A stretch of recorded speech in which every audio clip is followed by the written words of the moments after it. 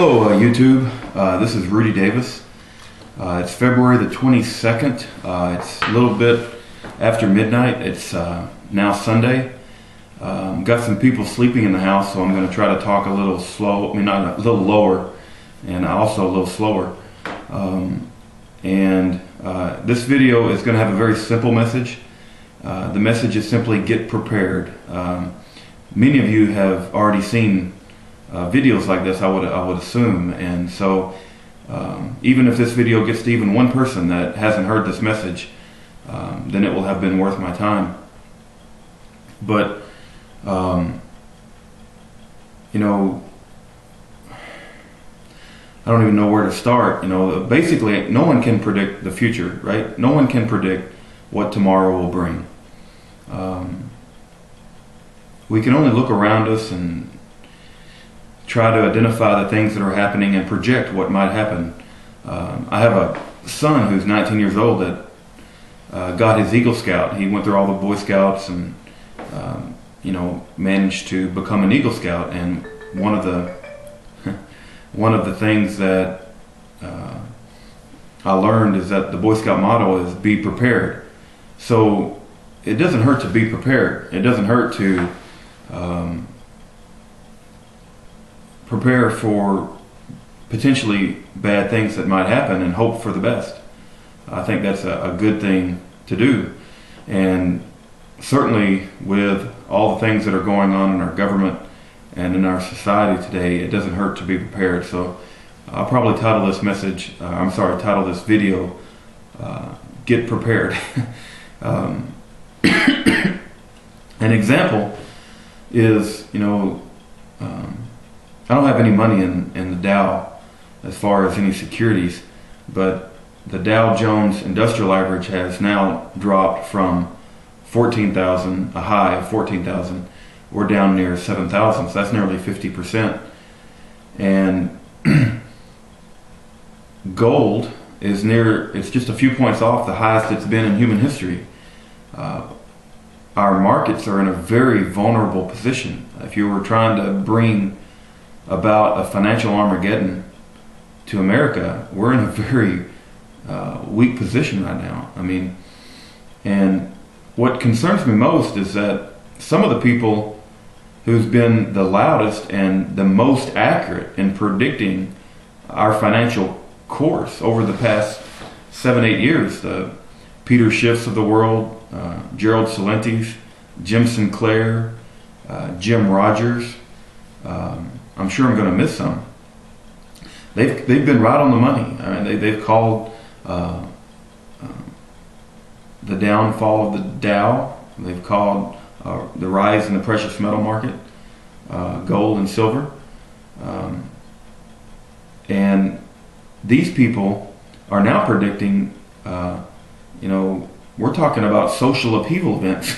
And what's interesting is that the mainstream media and the people in power that said everything was okay with Fannie and Freddie Mac and everything was okay with the housing bubble and there wasn't any problems with the banks, have been proven wrong and wrong and wrong again, are now saying that everything's going to be okay. You know, we've got some hard times ahead. We'll all just need a little sacrifice for the good of society and everything will be okay.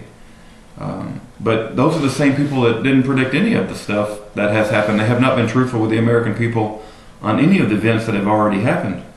But the people that have been truthful and have, you know, been patriots speaking the truth, the people that I mentioned, the Peter Schiffs and the Jim Sinclairs and the Jim Rogers and Gerald Celentes, if you listen to them, I mean, we're in for some very hard times. And these aren't kooks, these aren't crackpots. One of the most common things I get when I talk to my coworkers and when I talk to my close family members is that, you know, it's a pendulum, right? It's things get bad and things get good and things get bad. And we just got to stick it out. And I don't think it's a pendulum this time. If you ask me my personal opinion, we're talking about a one-way drop-off. I mean, you think Mexico's going to come back? You know, you got a corruption in the government and you have to bribe police officers, and you got narco gangs killing lawmen on mass scales, and mass graves on the border and all kinds of stuff you hear and going on in that country. And I visited Mexico City, but when you hear about that, do you think it's a pendulum? You think, just give Mexico's going through a little troubled times and Mexico will come back? Is that what you think? You think what makes America different? Why do you think America's a pendulum and it's a back and forth? And we'll go through some rough. What's going to bring us back? We don't have any jobs in America anymore as far as manufacturing and production. We've outsourced everything practically overseas. We're just a consumer-based service society. If we go down this road, what's going to bring us back? I mean, anyway, I would ask us to just to consider that we're in a very vulnerable position right now. Our markets are 50% off their high already, and the same people who were saying at 10,000 it's a buying opportunity, all the talking heads, jackasses on Fox News and CNN and MSNBC, all these financial news networks and stuff, this is a great buying opportunity, keep sinking more and more of your money, and they're saying those are going to say that at 50% as well, and we could have another big fall off. What's to say it's going to come back? It doesn't always come back, especially if the fundamentals haven't been changed. The bailout programs and these stimulus packages are just addressing the symptoms. They're not addressing the root cause. We can't spend our way out of this problem.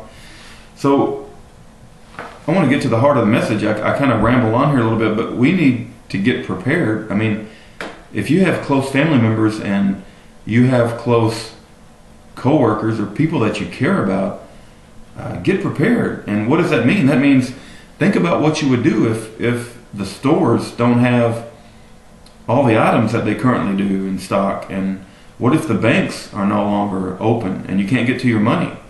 Have some cash in your house. Get some cash out of the bank while you still can.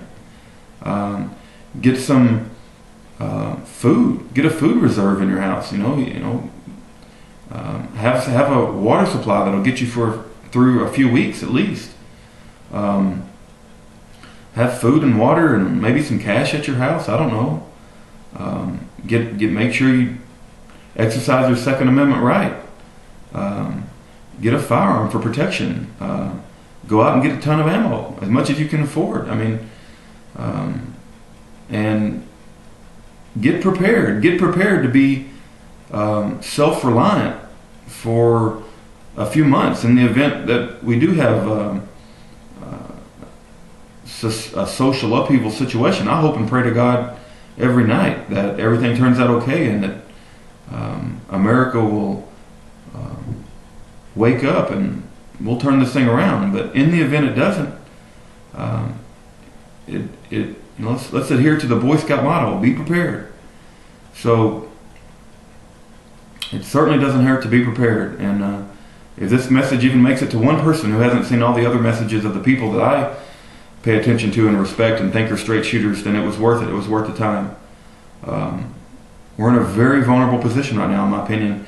If we have a black swan event right now at this particular vulnerable position, like 9/11 was a black swan event, think of the horrible ramifications that it could do given the position we're currently in. I hope and pray to God that there's no such black swan event. But if we do, it's certainly not a good time for America to have something like that happen. Anyway, God bless you all. It's kind of late for me. It's a few minutes after midnight. And I hope everyone is doing well. Thank you.